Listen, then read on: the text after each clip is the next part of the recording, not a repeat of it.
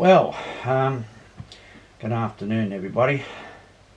It is the 2nd of August 2020, and I just wanted to have my 2 cents worth, shall we say, about COVID-19 and transport and what particular international travel and what's been discussed about that.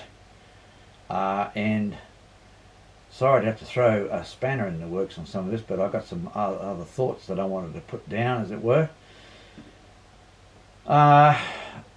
Qantas, the Australian airline, is making a statement that they won't have normal, things won't be back to normal, they say, till 2024.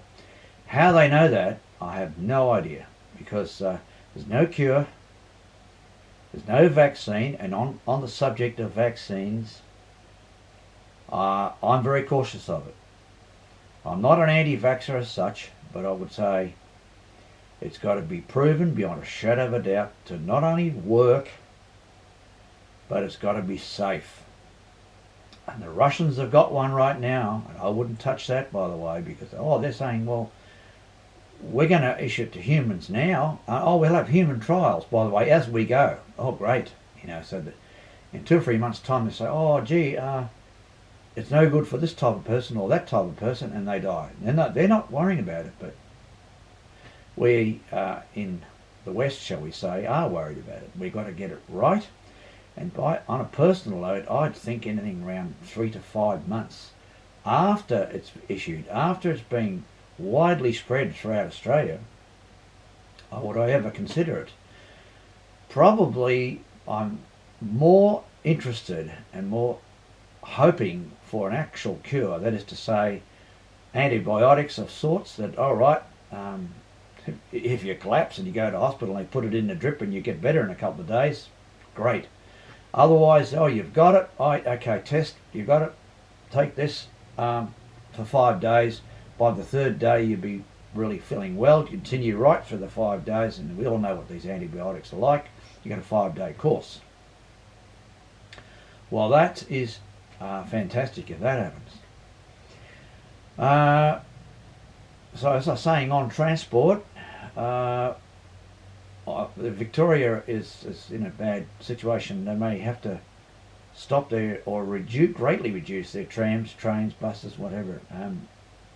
I haven't heard the full details of it, but that's what could be happening for a while. But it's almost no point in a sense other than trying to stop or slow the spread. This is the real problem right now. We know there's no cure for now. We know there's no vaccine for now. So the idea of course, wearing a mask in the Victorian context at the moment,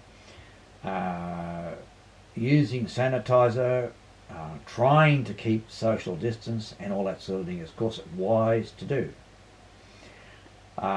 In Queensland, where I live, I'm booked on a train trip over in excess of 24 hours, by the way, from Brisbane out to Longreach, and then with a bus connection out to Winton in October. So it's all booked and paid for. I'm hoping and praying, shall we say, that will all go ahead. So there's those thoughts, but there's also the possibility of all these tensions that are going on between the US and China might break into a war. Now you think, well, that's very that's negative, and no, everything's going to be resolved. Well, I wouldn't bet on that, and I'd say it could end up as any situation at all with that. And that's not being downcast and negative and all that, because I'm not the kind of person I'm a realist, optimist on one hand and realist, but because of my realist thoughts, I do see it as a possibility. So COVID-19 is bad enough, but of course a major war would be even worse. But I'm mainly concentrating here for the moment on travel. And if there was a major war, there'd be no international travel, no trade, particularly to China, but in general, shall I say. In the Australian context, I think you could have petrol rationing is one of the first things that would happen. And then when the oil refineries are reactivated, the ones that are being closed, and the fuel is flowing, well, we'll have it but at a higher price, but we'd be willing to pay basically double what we're paying now so that we can get mobility. But anyway, these are the sorts of things that come to mind, and I would appreciate civil and polite comment.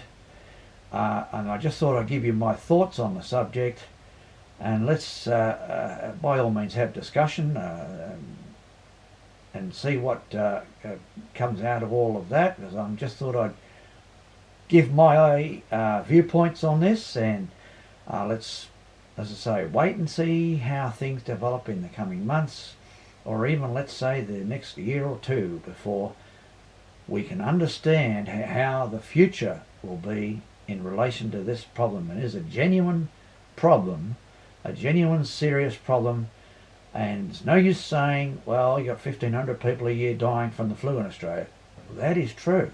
But if COVID-19 was let go, shall we say, and a huge number of people get it, there's a 98% survival rate, and that's great. But what is little understood, that by the way means 100 to 200,000 people would be dead from it, and it affects the brain.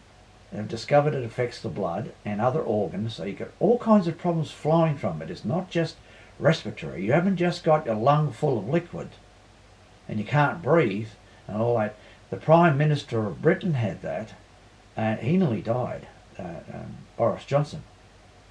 So you've got to start treating this as a very, very serious matter, but it's not a panic, it's not a losing sleep situation. I just thought I'd put it out there as my thought on the subject. So thanks for viewing.